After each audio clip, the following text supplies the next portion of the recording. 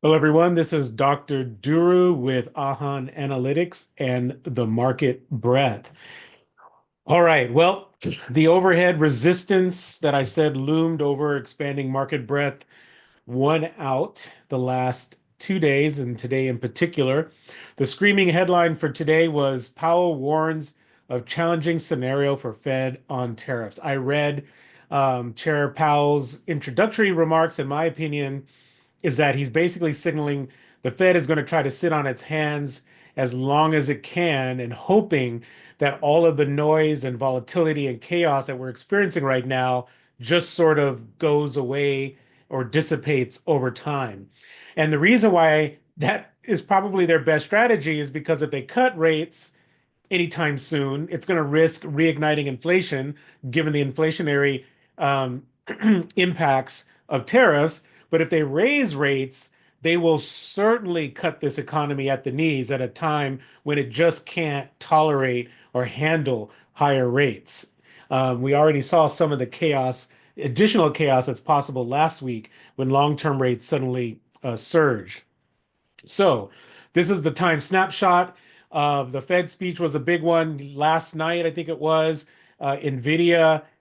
This is the headline here. Nvidia sees $5.5 billion hit from surprise China chip controls. So the U.S. put some controls trying to restrict China's ability to use U.S. technology for its military.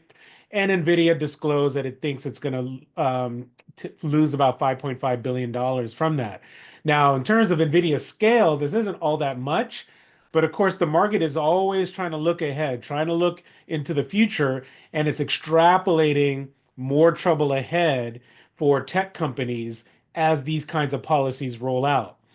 Now, the one slight sliver of hope is finally China is signaling it's ready to talk to the US. This happened just 2 hours ago, so it's after the market closed. I don't expect much of an impact from this news tomorrow, which will be Thursday, right before the Good Friday holiday. In fact, I imagine pretty much a stalemate with shorts covering, but then also people who are long trying to take profits, whatever they have left from their short-term trading. Okay, and there's some other interesting headlines I'm going to check out later today. For instance, this one, as I mentioned in my blog, drduru.com/122, Treasury Secretary Scott Bessent has been on a basically on a campaign tour trying to reassure people that there's no recession or recession, as he said, doesn't have to happen. He told U.S. businesses that they don't need to worry about the economy. So he's basically telling people to just put on the blinders and ignore all of the chaos that's around us. Let's see if it works. But anyway, as earnings are season has started to roll out, as expected, we're having companies refuse or be too reticent to give out guidance. There are some notable exceptions like Netflix, which excited people with, I think, a 2, 3 year view. Um, all right, so let's go to the charts. I always start with market breadth, my favorite technical indicator, the percentage of stocks trading above their 50-day moving averages, what I call AT50. The good news is that despite today's deep selling, market breadth did not budge all that much. It fell from, what was this? Like, I think it was 17. Let's see here. I've got to move a few items here. Okay, so yesterday it closed at basically 18%. It teased the oversold threshold, which is at 20%, because it got as high as 19.5%. And today was essentially confirmation of a pullback from the oversold threshold like resistance. So that's bad news that it pulled back on resistance, but it's good news that it didn't pull back all that much. Now, as this oversold period gets longer and longer, moves within the oversold threshold, sorry, below the oversold threshold don't really mean a lot because so many stocks have been beaten down so much. They are falling further and further below even their declining 50-day moving averages. Let me show you a chart from my last blog post to give you an idea of what I'm talking about here. What you can see here is a chart of the duration of an oversold period versus the S&P 500's performance over that oversold period. We are now in the danger zone. Believe this is day 10 of this oversold period. As you can see now, there are only seven other oversold periods in history. This is since 1950, which have been longer. And as you can see, the longer we stay oversold, the worse the S&P 500's performance is going to tend to get. This again is just a trend line. There could be some few exceptions, but essentially the length of this oversold period is one more confirmation of the bear market trading. And at this point, it's going to take a really strong rally to punch the S&P 500 out of, sorry, not the S&P 500, but the stock market out of oversold conditions. So this is a yellow flag on oversold trading. All right, let's get back to the charts. Let's look at AT200. It is also following, essentially the same pattern as AT50. The good news for it was that it's still hanging around the highs of the recent choppy trading. So we'll take that as a win given conditions now. All right, let's take a quick look at the indices to see the extent of the damage. Here's the looming oversold resistance I pointed to last video and in my last blog post. The 20-day moving average is this dotted line. The S&P 500 on Monday rallied right underneath it, and now, on that whole relief from electronics tariffs, where the administration blinked one more time on its aggressive stance. But then the excitement faded on Tuesday, and it really took a beating, 2.2% down today. So now we can assume that the S&P 500 is now still within a very steep and definitive downtrend. So for you short-term traders, keep that stuff in mind. And always remember that this information is for educational purposes only. It is not intended to be advice or a prediction. Okay, so the NASDAQ had a similar effect. I believe the NASDAQ fell even worse, yep, 3.1%. The big news for the NASDAQ is that it briefly fell back to this conventional definition of a bear market, the line that defines 20% off its all-time high. And then buyers, I guess, or the robots automatically just bought in. If you look even closer, let me zoom in. The NASDAQ actually bottomed exactly at this other line that I've been watching for a long time now, which is the former all-time high from November 2021. So the algorithms and robots are well tuned into the technicals, so we need to be as well. The NASDAQ had an even more pronounced failure at the looming overhead resistance from the 20-day moving average. Because I'm generally bullish in oversold periods, I did not trigger any shorts off of this. I only did a short day trade after this gap down when I realized that this resistance had been confirmed.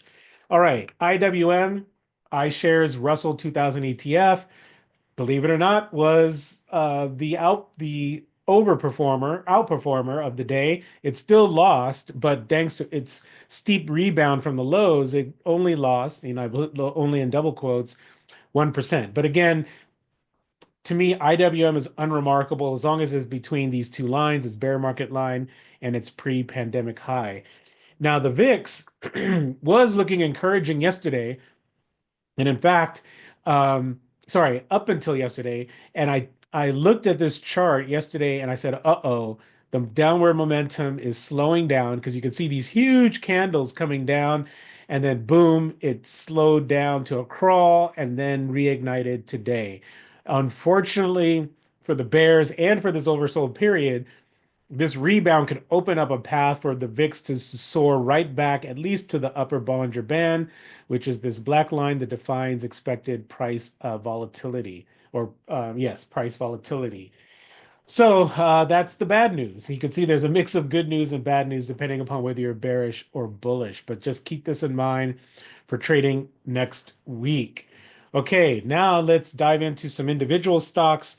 Let's start off with rare earths. This Ucore Rare Metals is a stock I talked about a long while ago. And admittedly, I was not patient enough to wait out all these tensions between the US and China, and I took profits around here. You can see that I thought I was a genius for a while, but this 20-day moving average support held, which should have been a buy signal for me. And boom, once China put a halt or announced it was going to stop exports of rare earths, You can see UURAF soared um, 29%, and it's still gapping up the last 2 days. Now, on the other side of the ledger is MP or Materials Corp. And while it responded as expected on Monday for the on China's export ban, it soared 22%. The next day, it gapped higher, but then lost. It lost a big whopping 9.1%.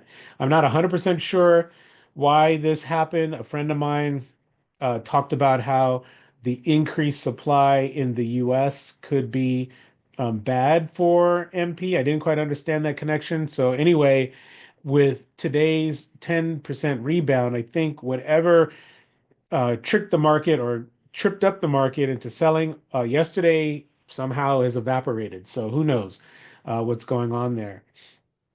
Okay. Next one to take a look at is well, I talked about Nvidia earlier. Let's take a look at how badly Nvidia did. It dropped 7%. It was down, I think, as much as 8 or 9% on the day. It's looking like Nvidia is one of the early morning stocks for a complete reversal of last week's huge up day. Keep an eye on that. Notice how Nvidia is in a more or less downtrend defined by its this red line, the 50-day moving average, and it's been fooling longs along the way by breaking out above the 20-day moving average only to get exhausted and come back down. So it's done this several times. It did that again basically this week. The more this happens, I think the more exhausted buyers will get, and the more my prediction of Nvidia failing to retest this bearish engulfing top for many months looks more and more likely to come to fruition. Okay, I mentioned Netflix earlier. Here's the chart. Looks like earnings are coming up soon, so it is not something I'm going to trade. But for a little while there, actually, I guess still, and Netflix is one of the few stocks trading above its 50-day moving average. So that's the uh, that's the recognition I'm giving it, and it came close to testing 200-day moving average support here. CrowdStrike also was a positive one. Actually, it's also clinging to the 50-day moving average.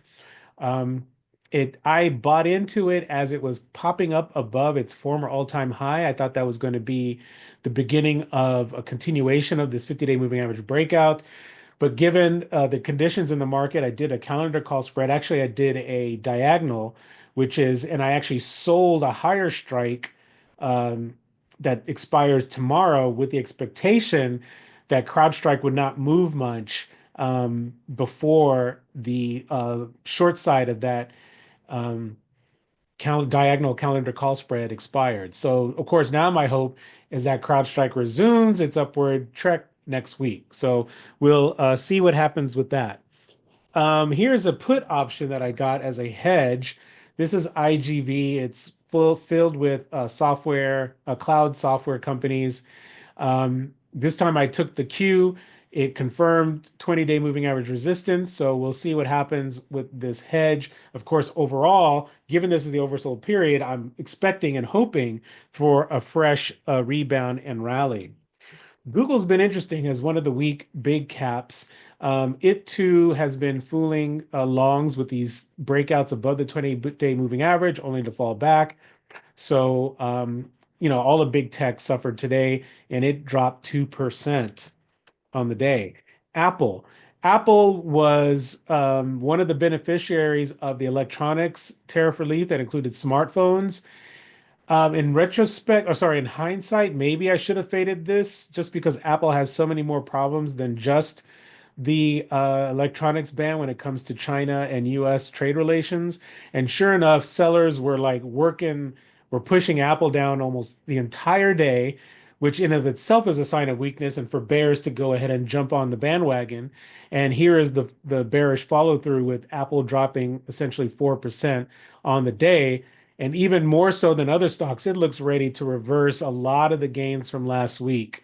So that's danger. I had bought a calendar call spread on Apple towards the bottom of Monday's trading, being a little hopeful that buyers would jump back in, but it looks like that is not going to happen and is not in the cards. Okay. One thing I've been forgetting to take a look at is financials. Financials have actually been pretty decent. In terms of holding on to the top of the gains from last week, today was an exception with a 1.6% drop. Now it looks like it's confirming 200-day moving average resistance, which is this blue line. And now financials don't look so good. I am holding on to, I think it's American Express shares, and I have a call spread on JP Morgan that is probably endangered at this point. And you can see here another reason why this failure at the 200-day moving average was so important is that financials, in terms of the ETF, XLF, also failed at this neckline of a head and shoulders top. So if sellers follow through on today's 1.6% drop, I'm going to assume financials are right back into bearish trading action, given this double failure of double resistance. Okay, almost done. Let's go to gold, GLD, the Spider Gold Trust. Woo, gold is now going parabolic. This says a lot about the fear in financial markets about the US dollar and about the chaos that's going on. So here's a parabolic move. I write about parabolic moves. They are rarely sustained. So this, if you're not already in gold, this is not a time to just jump in. And sorry, I should say it differently. This is not a time I would jump in. But given I am a gold perma bull, I am regretting, of course, that I sold my gold at this juncture when I saw the first sign of weakness. I did hold on to a call spread, and that call spread, I shaved a little bit on my profit target, and the market took me out here. And I should have known that that was a sign that gold was going to go a lot higher. So anyway, it went up 3.3% today. Like I said, is now forming a parabolic move. So now all I can do is just sit on my hands and wait for this parabolic move to exhaust itself and see how far back things come down after that. Um, let's go to currency markets since I did mention gold. Let's take a look because the dollar has been pounded for a week now. That this is the dollar US dollar index. The euro, I believe, is the largest currency in the index. Believe it's 51 or 52%. So a lot of this weakness that you're seeing is actually strength in the euro, but I'll show you the different dollar pairs to just show that pretty much across the board, the dollar is being hammered. So against the euro, you can see it close or it's trading right at last week's lows. And the dollar hasn't been this weak against the euro since boom, for 3 years. It's broken down below an important, what looked like sorry, I said the euro. I mean, the dollar index has not been this low since 3 years ago, and it's broken down below an important trading range. So the dollar is very, very bearish at this point. Let's take a look at some of the components to see where this weakness is coming from. The euro has been surging, tested this 200-day moving average perfectly. The support held perfectly. I did not pay attention to the signal and got caught holding a short for too long. But you can see here the euro has burst out to a level that it has last seen since woof, October of 2021. Wow, that's a pretty big move for the euro against the dollar. Against the pound, not quite as strong. In fact, the pound has not even gotten back to the highs it saw last year, September. The euro is the Swiss franc is really the big story here.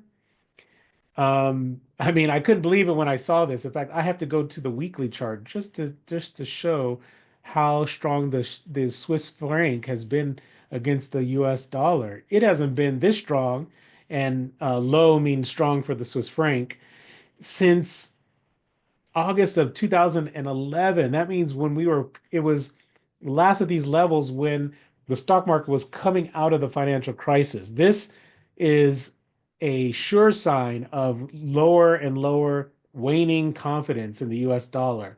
So this is something that we're going to have to keep eyes on because now the currency markets are signaling their own warning to us. Let's take a look at one more component, which is the Japanese yen. The Japanese yen has been strengthening, I think, across all pairs. And against the dollar, it is now back to last September levels. Now, I went ahead and took a risk just because the yield differential is still large between the yen and the dollar. So I know it's kind of like catching a falling knife, but I'm trying to see whether this support will finally hold for the US dollar yen. If not, then I'm going to have to bail on that position. Okay, and now these next last currencies are not in the index, but I want to take a look at them because they're very telling. Wow, look at that. The dollar is so weak that the peso, the US dollar over the Mexican peso, is testing very important support at the 200-day moving average. I'm watching this thing like a hawk because you can see the profits that were to be had when US dollar over the peso bounced away from the 200-day moving average. And if it breaks down below, say around this level, 19.8582, I'm going to have to get back in short this one. I was short before and had to stop out earlier. And then we have the Canadian dollar. Oh, sorry, this the Canadian dollar is also in the US dollar index. And interestingly enough, the Canadian dollar has led along with the euro this beat back against the US dollar, and it's now US over Canadian dollars now in bearish territory underneath the 200-day moving average. It's also below this line that I drew, which was a 4.5 year high. And this breakout was very profitable in terms of chasing the US dollar higher against the Canadian dollar. But now that's all gone and it's broken and breaking down. So that is another warning about another country that the US is having contentious trade relations with.